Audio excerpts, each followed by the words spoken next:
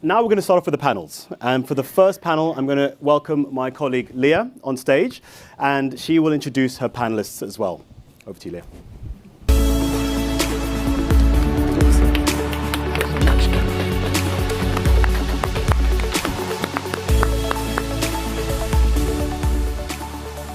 Good afternoon, everyone. I'm Léa Ichikawa, Program Manager at DigiCo, and I'm delighted to be moderating this first panel. I'm joined by three amazing speakers. We have our special guest, Dana, who's online, and we have Sophie and Didier, who are leaders in the field of digital inclusion in Belgium and in Germany. Dana was very excited to come to Brussels today, but unfortunately her flight got cancelled last minute.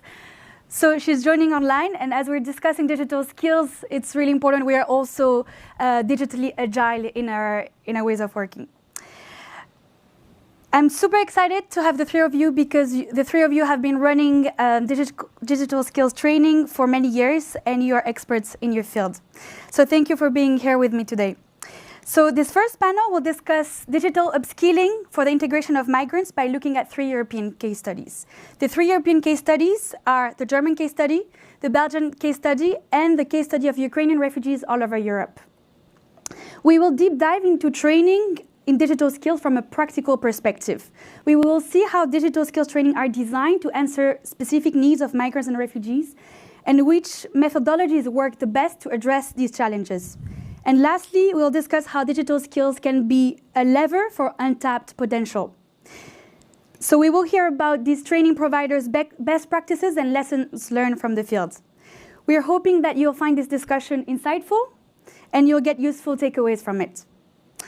Again, for those online and also for those in the room, if you have any questions to the panelists, you can use the QR code on the side. And feel free to ask anything during the panel, because we'll have 15 minutes at the very end to cover those. You can also share, as Gori said, the event with the hashtag Powering Digital Inclusion. First, I'd like for the panelists to introduce themselves and tell us more specifically what role does your organization play in digital inclusion or migrant support. So we'll go in the order. We'll start with Sophie, then Dana, then Didier. Sophie? Perfect. Hello, everybody. Is my microphone working? You can hear me. Perfect. Super. Very nice to be here. Thank you so much for the invitation, Léa and Gori, Lisa. I'm here today with my two colleagues, Alejandra and Marina. They are sitting over there. So for anybody who's here live, please get in touch with them after the event. So I'm leading REDI School of Digital Integration. We are a non-profit technology school. We basically teach refugees and migrants in the age of 9 up to 60 plus. There's really no limit within digital skills, from really basic computer skills up to very technological skills that you need for a job in tech. Yeah, and I think that's it. Yeah, Dana, please. Hi, it's an honor to be here. Actually, both my flight and train got canceled on my way here, so it's great to be able to participate online. I am the CEO of United for Ukraine, and I'm a displaced person myself. I fled from the war in Ukraine starting with February. And United for Ukraine is a leader in information support for those displaced by the war in Ukraine. And the topic of digital upskilling and digital inclusion is very important for the people we work with. Thank you, Dana. Didier? Thank you, Léa. I'm very glad to be here today. Thank you for the invitation. I came with my colleagues, Jacques and Lucie. I'm the head of local non-profit organizations located in the east of Belgium, in Liège, near Maastricht and Aachen. 25 full-time employees, mainly dedicated to the inclusion of migrants with their different status, refugees, asylum seekers, or undocumented people, mainly in French as second language and IT literacy program, but also legal support, social support, and a lot of different entrepreneurial projects, mainly in social economy. Thank you to the three of you for being here with us today. So we have 4 questions planned, quite a lot to cover, so we'll get straight into it. The first question really is about the individual. We will start by looking at refugees and migrants from an individual perspective. So most often when we talk about migrant population, we discuss integration from the perspective of the host country. Integration is often assessed through a predefined set of criteria, including language acquisition, education, status in the labor market, and income. In this conversation, we'd like to reverse the dynamic and start from the individual themselves. We'd like to ask, what are the aspirations of migrants themselves in terms of jobs and education? And ensuingly, how do we adapt trainings and digital skills training to fit those needs? So first, I will turn to Dana, who's leading United for Ukraine, and with her incredible work has been able to help up to 4 million Ukrainian refugees in Europe since February. Dana, can you tell us a bit about what are some common aspirations Ukrainian refugees have in terms of job and education, and also what are some key challenges they face upon accessing training? Thank you for this question. I think it's also really important just to give a little bit about the context. The United for Ukraine has, a phenomenal reach. We reach over 4 million people monthly. And, to go back to the refugee crisis due to the war with Russia, currently there's around 7 million displaced people in Europe, displaced by the war. Over 5 million of these people are registered. Most of the individuals are women and children. And what is interesting is that, a lot of the women have higher education, yet quite often they lack certain digital skills, and digital upskilling would be crucial for this population. And the aspirations are to join the labor force. And now more than ever, as you can see from the news, that the crisis is only getting worse. And with what is happening with Ukraine, we might have another wave of displaced individuals coming into Europe. And what I see in my work, and what I see personally from speaking with a lot of these women with children, is that often there's a stigma around not being able to have certain digital skills, and it's a big obstacle in, being part of society and being successful in society and, finding great work. And often there's a lack of trust in, organizations that are offering certain courses. And frankly, often there's not even an awareness that you ought to, have certain skills. So what I think is fantastic in what we do, and why I'm very excited to be here and partnering with other organizations, is I think that United for Ukraine can be this bridge between those offering courses and offering possibilities to have better digital skills and having digital upskilling, and explaining to these vulnerable populations that, you ought to do this. It's great. It's valuable for you. And, there's a level of trust we have with these people. And we can also explain and to them why this is important. And we know from our work of how to reach them. Thank you so much, Dana, for sharing this. We do see that there's a huge need for training, but as you said, awareness and information sharing, knowledge sharing is really key, and United for Ukraine is doing that really well through your platform. I'd also like to highlight the fact that when we talk about migrant population, we're talking about very heterogeneous groups. And when we look at solutions, there's no one size fits all. So I'd like now to turn to Sophie. Sophie, you've been running successful training programs for over 5 years now. How do you take into consideration these challenges from heterogeneous groups, and how do you really address those needs when you create a training program digital skills? Thank you, Léa. First of all, Dana, I just have to say I'm so impressed with your work. Really, really fantastic what you're doing. Can be really, really proud about what you have been reaching in such a short time. Really incredible. What we do at REDI, like we were founded in 2015-16 when the last so-called refugee crisis was here in Europe, and we really started asking ourselves, like, how can we sustainably also support refugees arriving in Germany and staying in Germany as well. So our approach is a very co-creative approach where we design everything that we do together with our target group, together with the stakeholders involved, which is in our case the refugees themselves, but also tech companies, representatives of tech companies who are together co-creating kind of the program that is designed to fit the needs of the refugees, but on the other side also will lead to access in the labor market designed by the different players together. So, yeah. Thank you so much for sharing this.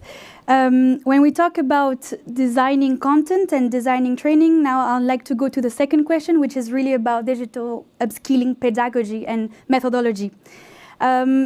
So again, we looked at the individual. Now we're going to deep dive into how do you make sure that those trainings are motivating and are actually implementing the targets that you want and lead to successful labor integration. So digital skills is considered as one of the 3 vital skills after reading and writing. And we have mentioned that migrants and refugees are a very heterogeneous group of people with different skill sets as well. So Sophie and Didier, you both have run, again, very successful skills programs for years now. From your experience, which methodologies have worked the best for teaching digital skills? We're looking specifically at migrants and refugees, but some of these methodologies could also be transferable to other groups of people. So I'd love to hear about really what does success look like in terms of a training? What do you use to make sure it's successful? So that we can share some great insights to the audience. So we'll start first with Didier. In Le Monde des Possibles, where I work since 2001, we strongly prefer the term inclusion than integration. Inclusion means for us how we can build some specific pedagogic approach built on the trainees themselves. It's what we call the self-socio building of knowledge and practice. The main principle is that the refugees and the migrants come into the group with his own experience in his country or not. It is based on the confidence we can share together in order to use the new technologies to claim rights. The new technologies are used to claim how we can improve their socio-economic situation. The new technologies are used, for example, to avoid the lack of language skills. We have developed some concrete trainings in bilingual language, in Russian language, Arabic language, and so on. The new technology can also help them to fight against social de-skilling. And so they learn how to use technology to create or to improve their skills they have already developed in their own countries. Also to fight some concrete discrimination issue regarding intersectionality. You know, when you are a women and migrants with migrant background, it could also be quite difficult.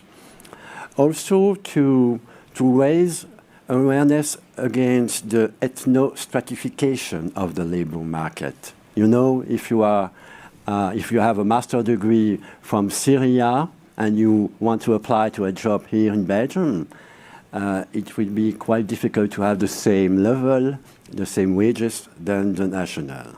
So for us, the new technologies are not an end itself. It's a way to promote and to defend, to claim rights. And we have developed a concrete project called Univerbal, a social interpreting services dedicated to how the migrants can use their language skills and their IT skills to support the person who don't speak French to get access to their rights in the hospital, for example, or the social or legal services. But I will explain it later. Thank you. Thank you, Didier. So I think what is really key here, what Didier mentioned, active pedagogies, where we are capitalizing on the existing skills and existing experience of the migrants prior to coming to their host country, is really key. And we want to make sure that we value their existing experience, and we can show that also to employers and to the labor market. Thank you so much, Didier. Now, Sophie, I'd love to hear your experience in Germany. What are some pedagogies that works in your organization?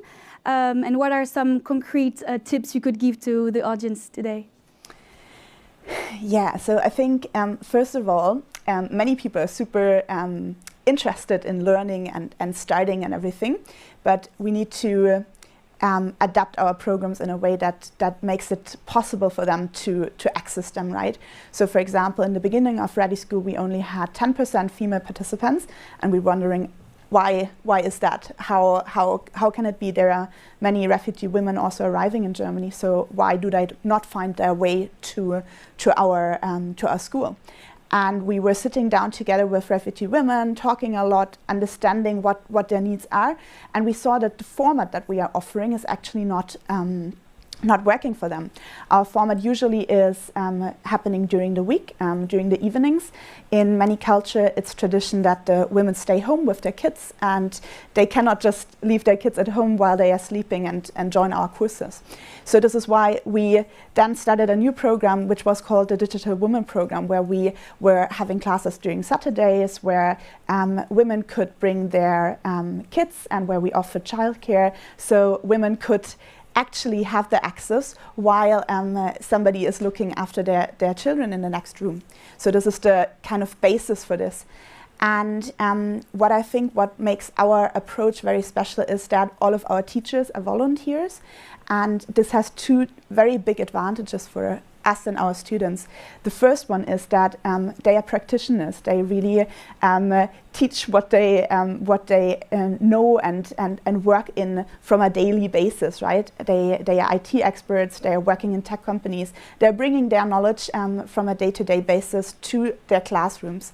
And the second big advantage is because they are volunteers, we can offer all the classes for free for every participant, so that it's really open for everyone.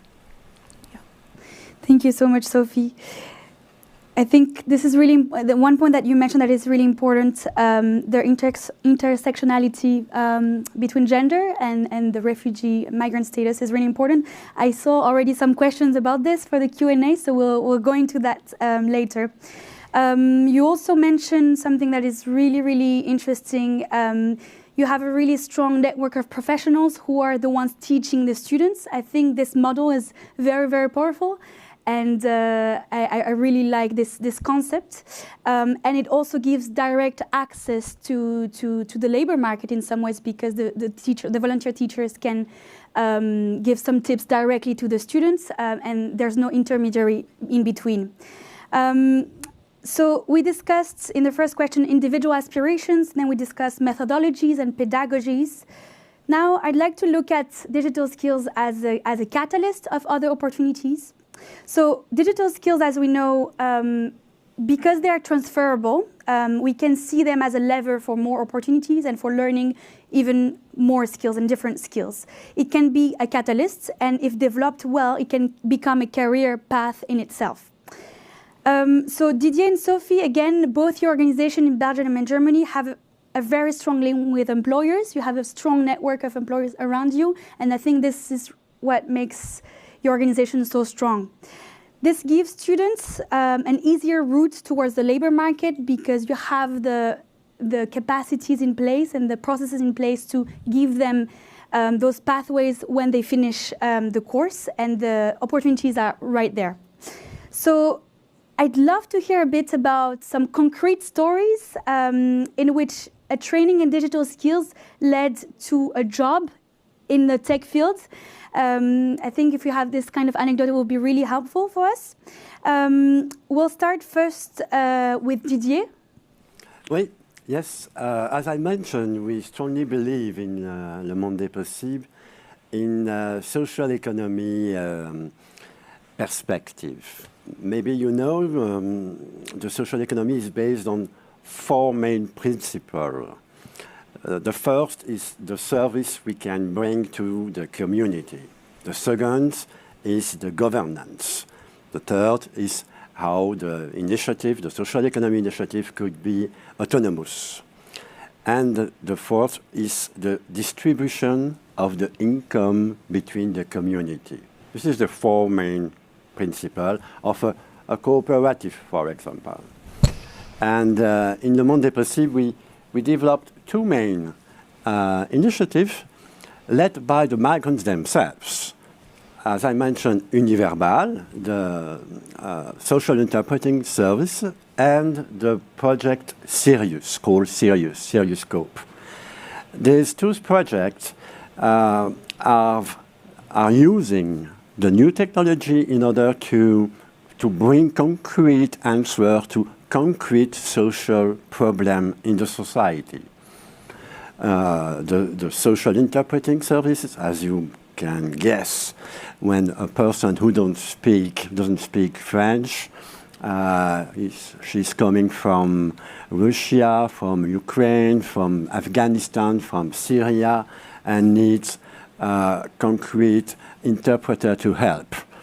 And the application, the digital application they have developed could improve the matching between the customer and the interpreter.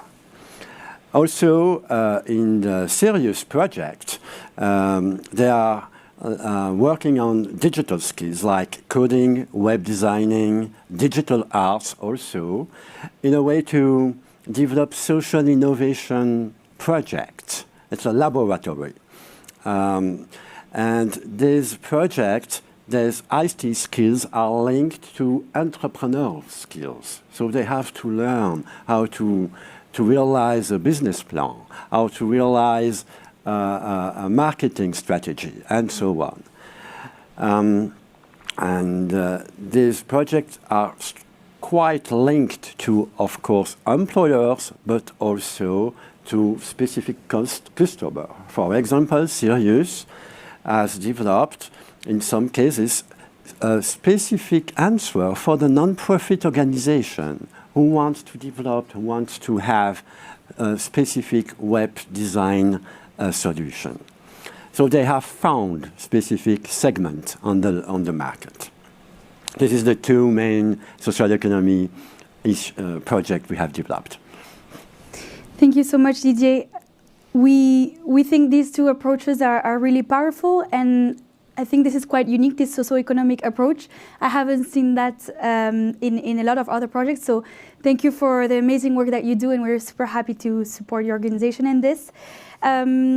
Sophie, could you share one success stories about someone who started as a newbie in digital skills and that transformed this into a career in digital skills and in the tech field? Yeah, absolutely. I would like to share the story of 2 of our students. They are sisters, Hadir and Zura.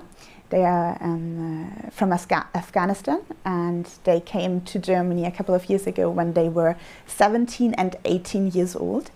And they didn't have any digital skills really, like they didn't know how to use a computer. They just didn't have any touch points before that. And they participated really in our first course, which is Introduction to Your First Computer.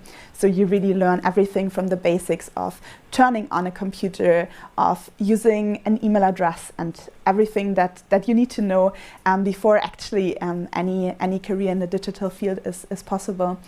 And this was in 2019, and now 3 years later, one of them is studying IT. and she's a volunteer teacher in our programs. And the other one found a job in IT as an IT apprentice. And I just think that these are amazing examples how, like, in short time you can really become from a complete digital newbie to somebody highly interested and qualified also in technical topics that you can use actually for your career.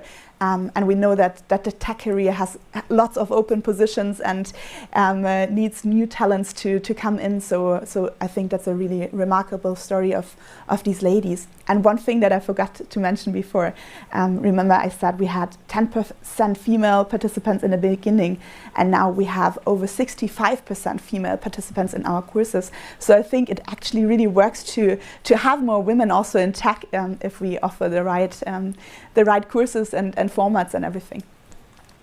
Thank you so much, Sophie. This is a very powerful story, and we'd love to see more of this in other projects we're supporting at DigiCo. We are heading towards the last question.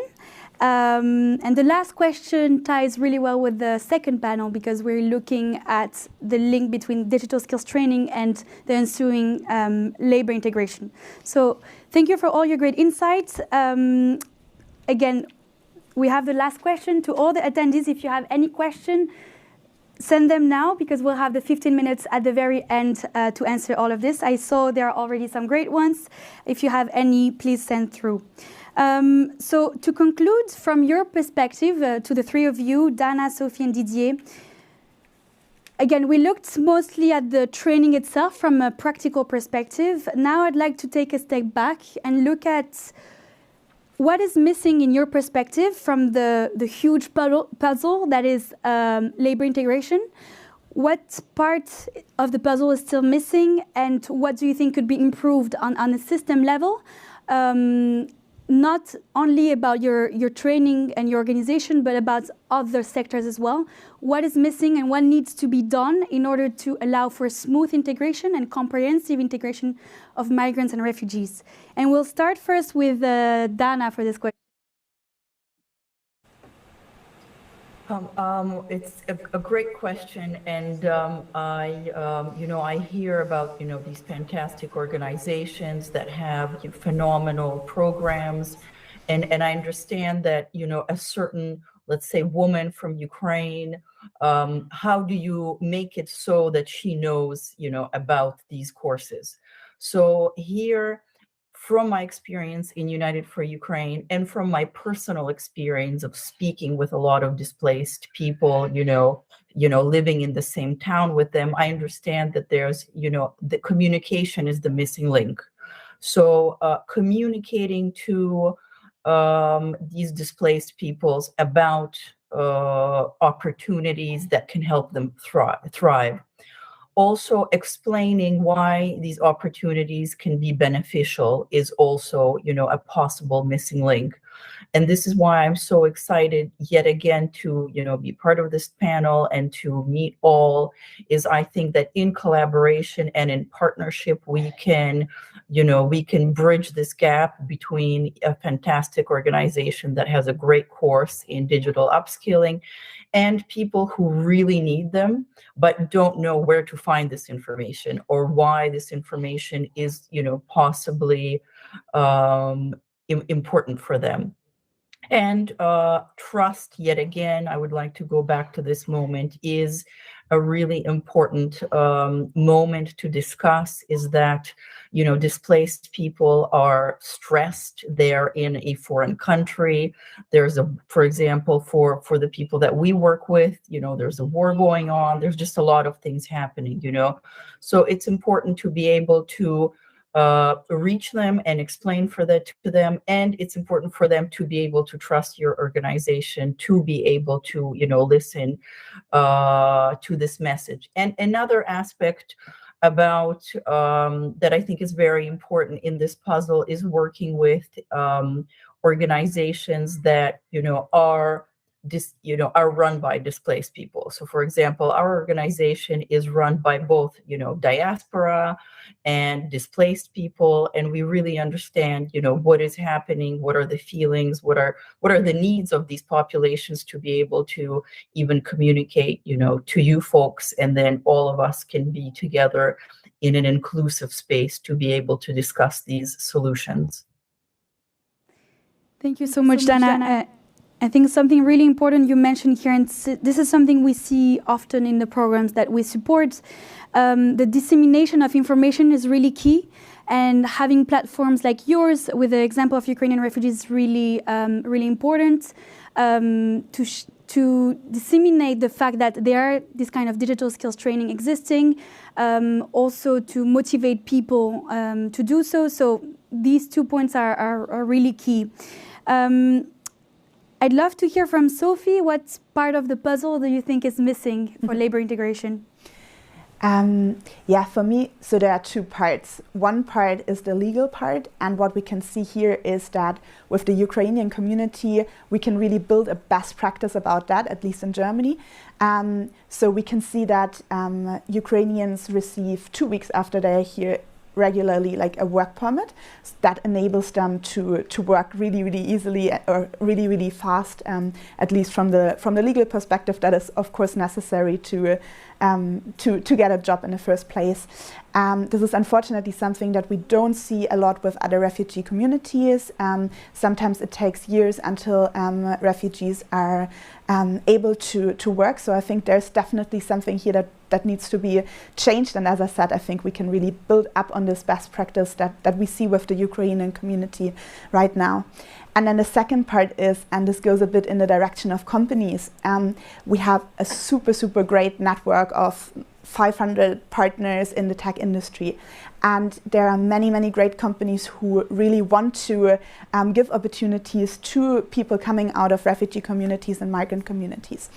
However, what we can also see is that, for example, in the case of the Ukrainian refugees arriving in Germany, many companies want to hire Ukrainians, but then they realize that the reality is that they might not speak English yet or German, and that this is a trouble for them hiring them. So what I would really wish here is that there is a better understanding for the realities of refugees and migrants there, and that maybe there are opportunities created to really develop and learn on the job the skills that are not yet there. And I mean, if we look at the Ukrainians again, they are here since a couple of months, so how can you expect to speak perfectly German yet?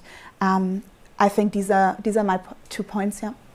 Thank you so much. I think one key point you highlighted here is a mindset shift that is needed from the employer side to be more inclusive, to be more comprehensive towards hiring different kind of talents.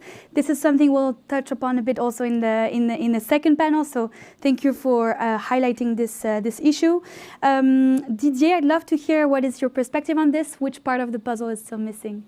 It is pretty close to what Sophie said. For us, we really appreciate the DigiCo support, because for the first time in our non-profit organization history, we can officially address undocumented people. As you know, all the different public policies ignore these people. In Belgium, there are 150,000 people who have concrete talents, potentialities. And with the DigiCo, we can, for the first time, support them. So one of the first main points is how we can improve asylum policies. And maybe Google can contribute to this. The second point is how we can improve the integration pathways in Wallonia or in some region in Europe, which consider that the inclusion process of the migrants should have a common way, a common track. First, you have to learn language, and then you have to learn the job skills, and then you can access to the job market. Some concrete integration and inclusion policies shows that that doesn't work. And we have to improve as quickly as we can the integration of the migrants in the labor market, in the companies. And also it's a link what you said, how we can improve the companies' human resources policies, how we can train employees, local employees, to work with migrants, how we can involve the different level of power in the company in an inclusion approach, how we can improve the mentoring, concrete mentoring program. This is quite important for us. Another point is how we can support migrants' entrepreneurship project, in social economy or not, but how we can develop public scheme, public policies to support their entrepreneurship skills. This is the main thing I want to say. Thank you. Thank you so much to the three of you. I think everything you mentioned ties really well with our second panel. I'd like to go now into the Q&As. I have some really interesting questions. So we discussed throughout the panels a bit the gender issue and how do you include the gender issue within the creation of digital skills training. We have a question here from Lucia. I think we'll first ask this to Sophie, if that's okay. How does your approach to digital inclusion of migrants distinguish the gender specifics of the barriers? How do you stop the gap from widening for women who lack skills, devices, confidence, mentors, etc.? That's a very big question. Are you happy to answer it? Yeah, absolutely. So we have a really great program that is run by Alejandra and Marina here. So please feel free to also speak to them directly afterwards if you want to go into that. But I mean, I've mentioned already some barriers that exist for women to join courses, right? So maybe looking at points beside that, what we can see is that there is still a barrier sometimes in confidence in joining really like digital and technical career paths. And I think that what we are doing is mainly having really amazing, strong women who are actually in these jobs, being the best role models for our students and really showing them like that there's a place for women in tech and in the digital world in the best possible way. We do that through, for example, mentorship, one-on-one programs. We do that through soft skill and career workshops that we all add up to the digital training that we are doing. And I think what we can see is that at the beginning of our semester and at the end of our semester, there's a huge change in the confidence of women to apply for jobs, to present their projects, to present their work that they have been doing. And I think this is the effect that can show that you can actually reach an increase here. Thank you so much. Didier, do you have additional point to mention on the gender issue that you'd like to share? We are now implementing a program, a mobility program. We don't wait yet that the women are coming in our nonprofit. We have developed a specific program with computing and we are going into where they are. Mm-hmm. For example, in the asylum seeker Red Cross hosting center. The second point we have also developed is how to implement a peer-to-peer approach with older women can support new women, newcomer women. It's also quite a huge challenge and brings some concrete relevant results. And of course also, as I said at the beginning, is how the IT skills can support a project, entrepreneurship project. It's not directly linked to the IT skills, but on the project, with the project they have, we can work the skills they need, the IT skills they need. Thank you so much, Didier. There is a question directed to you specifically, so I will follow up with this one. Someone is asking, can you tell us which private companies you're working with in the IT sector? Are there specific jobs that are open for refugees and migrants? And is there any certification that you provide for those migrants and refugees? So the companies we work with are mainly small startups. They developed a concrete IT solution, and they are ready to hire migrants as junior developer in order to have the opportunity to define the most close they can, the profile and the skills they want. So small startup, and also some concrete IT department of hospitals, for example. Because when we have developed the application which make the matching between the interpreter and the hospital, we try to promote the IT skills of the serious trainee in order to develop the solution. Thank you so much. There is a last question that we will ask. The question, I will first start with Sophie again. Very interesting question, quite a long topic, but the question is how to deal with a total non-conformity of programs and devices. Nothing is standard. Each smartphone or tablet have different buttons in different places on the screen, and it's difficult to teach a group altogether. And there seems to be a need for one-to-one support for very, very beginners. So how do you deal with that heterogeneous thing that are digital tools, actually? Yeah, so we provide laptops to all of our students who don't have laptops on their own. They can take them home, they can learn on that. So that's definitely a topic. We have, of course, on our side, like tech support who are preparing the laptops and who make sure that the programs that we use are actually installed. In our really beginner classes, we actually work with Google Suite.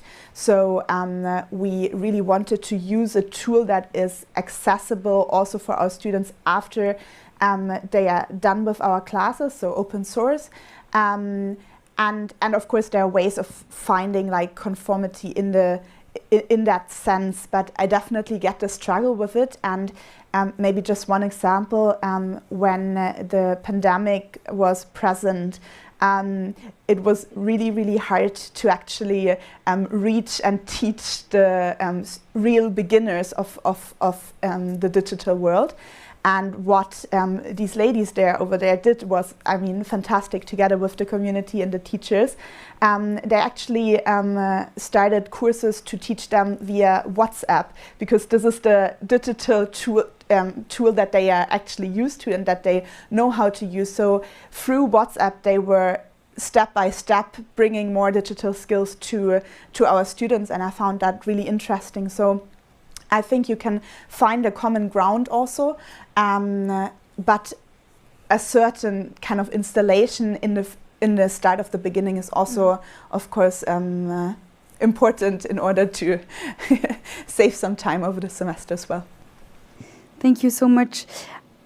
Dana, I'd like to turn to you for this. You mentioned the lack of access to information. Could you tell us a little bit what are some devices or tools, platform that Ukrainian refugees use day to day, and that could be a place where they start either training or look for information?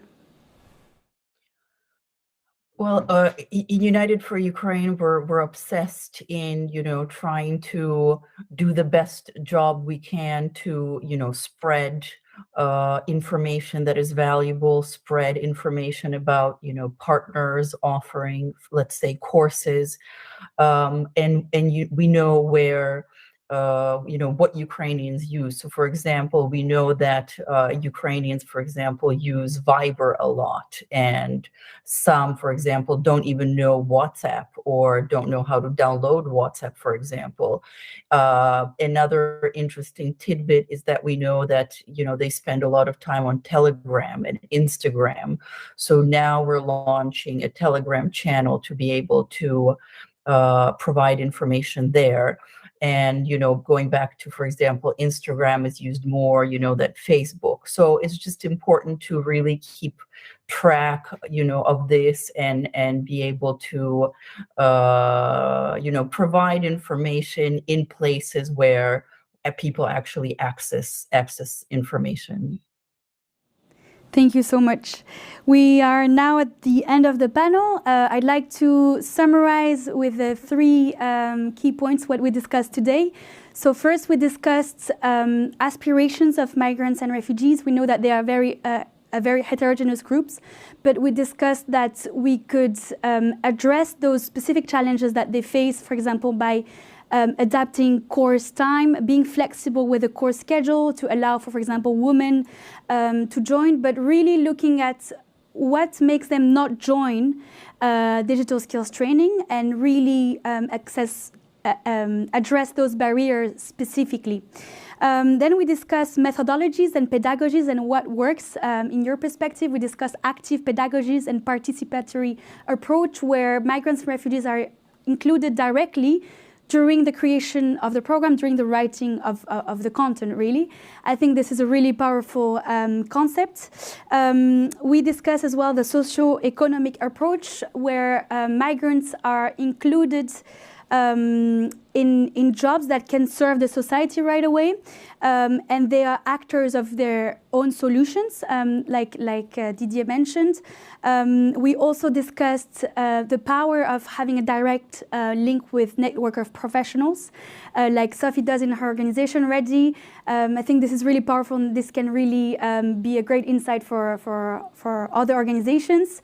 And lastly, we discussed digital tools themselves and how we need to adapt as training providers and go where the migrants and refugees are themselves and not wait for them to come to us, but really use the tools that they use on a day-to-day basis. And lastly, again, this is a huge topic. We discussed labor integration and what are some things that are missing. We'll discuss that a lot in the second panel, but we discussed the legal pathways that are missing. And the Ukrainian refugees is a great example of what could be done for other refugees from other countries. So I'd like to thank the three of you for being here with us today, and we'll now go to the second panel. Thank you. Thank you.